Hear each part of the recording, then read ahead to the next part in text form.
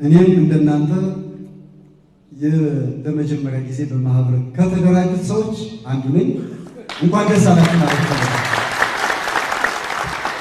በቤት ህብረት ስራ ማህበራት ተደራጅተው ዜጎች የመኖሪያ ቤት መስሪያ ቦታ ጥያቄ እንዲያቀርቡ ተደርጎ መንግስት የቤት መስሪያ ቦታ ጥያቄን በማቅረብ የዜጎችን ህጋዊ የዜግነት መብት የኢትዮጵያዊነት መብት አንዱና ዋነኛው የመኖሪያ ቤት ማግኘት ነው።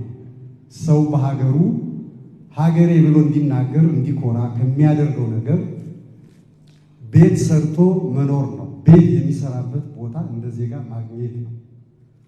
ዛሬ እውቅና የሚሰጣቸው እነዚህ ማህበራት በተወሰነ ደረጃ ያለቀለት እና ከዚያ በላይ በኋላ በሪፖርት ስናይ ምናየው ነው። ከ700 በላይ ማህበራትን ዛሬ ያለቀላቸው ሆነው የተፈጸመ ሆኖ እውቅና እንዲያገኙ ይደረጋል።